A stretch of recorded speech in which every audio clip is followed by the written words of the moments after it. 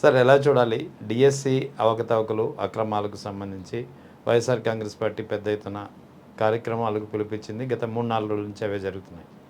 So జనం నుంచి కూడా పెద్ద ఎత్తున స్పందన వ్యక్తమవుతుంది. ఇది పరిణామాన్ని ఎలా చూడాలి అంటే ఇది కేవలం డిఎస్సికి సంబంధించినటువంటి అంశంగానే చూడాలా, లేకపోతే ప్రజల్లో ఉన్నటువంటి వ్యతిరేకతకు ఇది నిదర్శనమని చెప్పాలా?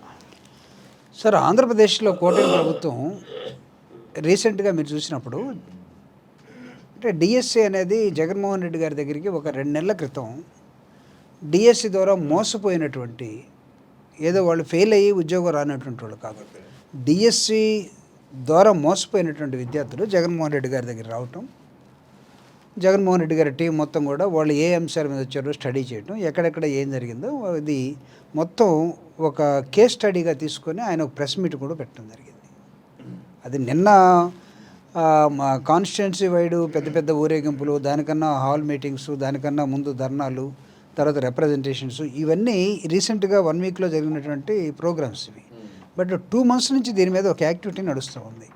ఈవెన్ జన్జీ ఢిల్లీ ఉద్యమం కన్నా ముందు నుంచి కూడా. అయితే రీసెంట్ పాస్ట్లో ఏం జరిగిందంటే, ప్రజలు ఈ దేశంలో ఏం కోరుకుంటూ ఉన్నారు? డెమోక్రసీలో, after all we are into democracy, ప్రజాస్వామ్య వ్యవస్థలో మనం ఉన్నాం. మీరు ప్రజల ద్వారా ఓట్లు వేయించుకొని గెలిచేమని చెప్పుకుంటున్నటువంటి ప్రభుత్వాలు ఇవి.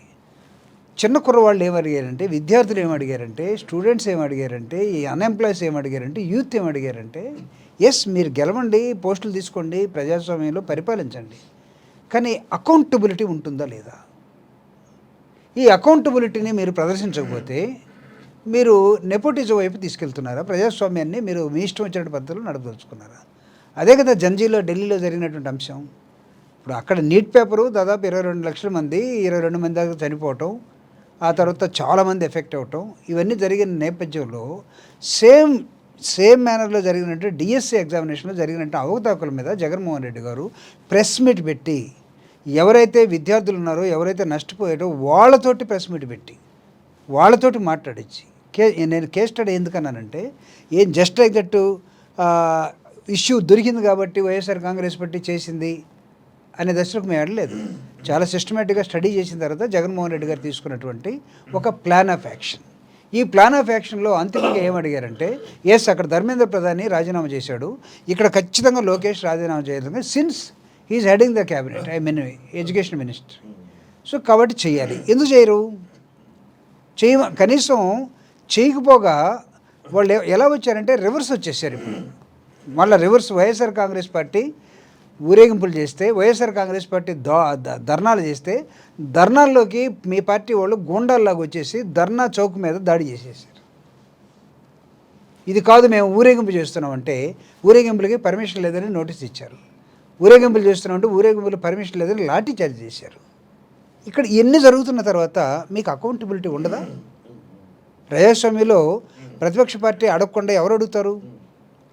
అంటే మీరు చేసినటువంటి నిర్వాకానికి, మీరు స్పోర్ట్స్ కోటాలో మీరు తీసుకున్నటువంటి 2-3 జీవోలు ఇచ్చినటువంటి విధానానికి బాధ్యత ఎవరు వహించరా?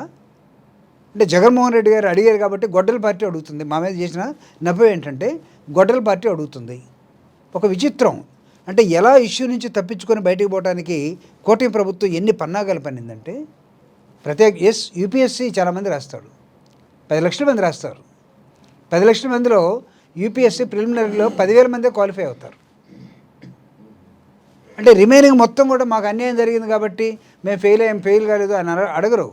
దానిలో స్క్రీనింగ్ టెస్ట్లో ఏమంటారంటే, కొఠారి కమిషన్ ఏం చెప్పిందంటే, వై ప్రిలిమినరీ ఎగ్జామినేషన్ మెయిన్ ఉంది, ఇంటర్వ్యూ ఉంది, మళ్ళీ ప్రిలిమినరీ ఎందుకు పెడుతున్నారంటే కీప్ ద రాస్కెల్స్ అవుట్ అంటాడు.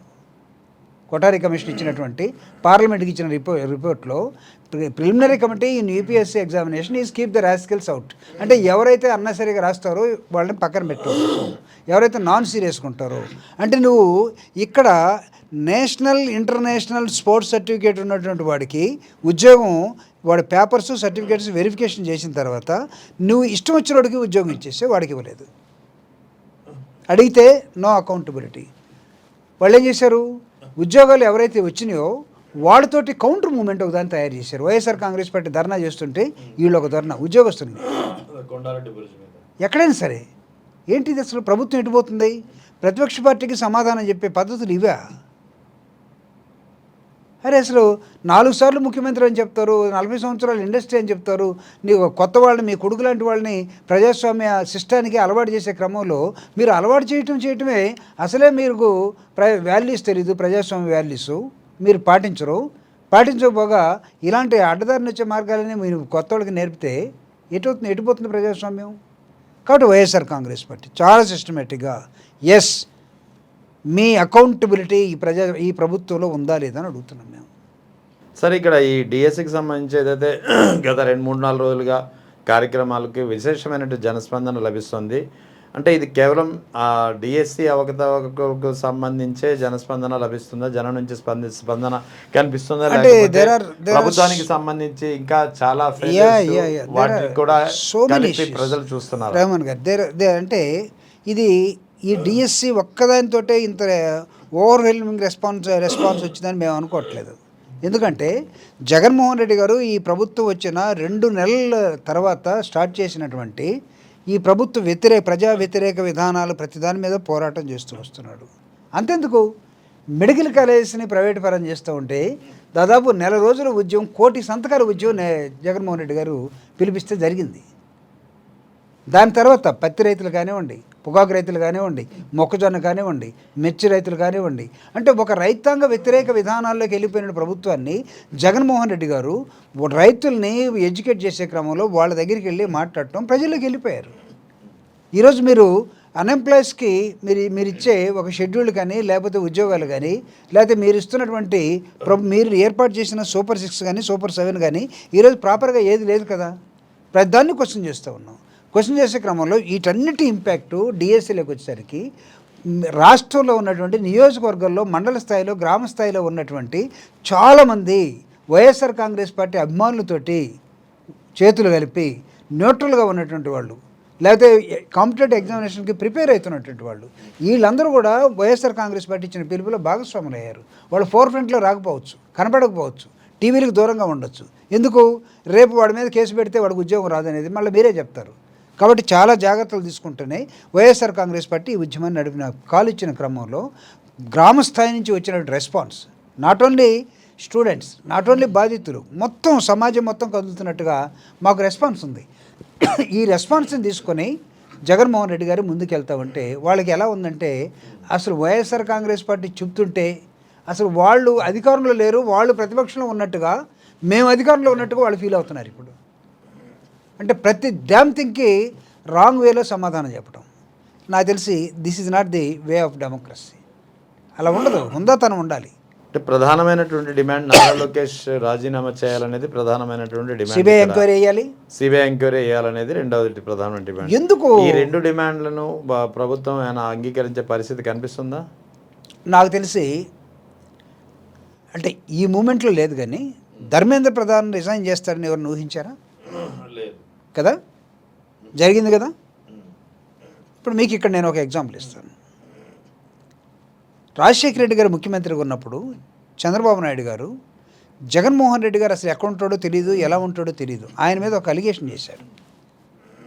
రాజశేఖర రెడ్డి గారు నిండు సభలో అసెంబ్లీలో ఏం చెప్పాడంటే, కమాన్, కావాలంటే నా కొడుకు మీద సిబిఐ ఎంక్వైరీ. కానీ తన కొడుకు మీద ఒక అభియోగం వస్తే నిండు సభలో నిలబడి ఆయన ఇచ్చినటువంటి సమాధానం, ఇప్పుడు నువ్వు ముఖ్యమంత్రివి, నీ కొడుకు ఎడ్యుకేషన్ మినిస్టర్. రాజశేఖర రెడ్డి గారు ఒక ఎగ్జాంపుల్ని సెట్ చేసి ఉన్నాడు. ఏమడిగింది వైఎస్ఆర్ కాంగ్రెస్ పార్టీ? మీ చెప్పు చేతుల్లోనే కదా మళ్ళీ సిబిఐ ఉండేది, మా చెప్పు చేతుల్లో ఉండదు కదా. ఏం ఆశపడ్డారు? సెంట్రల్ గవర్నమెంట్ ఇన్స్టిట్యూషన్ కాబట్టి ఒక ఎంక్వైరీ సిబిఐ తోటి జరిపించమని అడిగారు. మీరు దాన్ని కూడా ఇవ్వకుండా మీరు దాటివేస్తున్న విధానం చూడండి, తప్పు చేస్తున్నట్టు కాదా?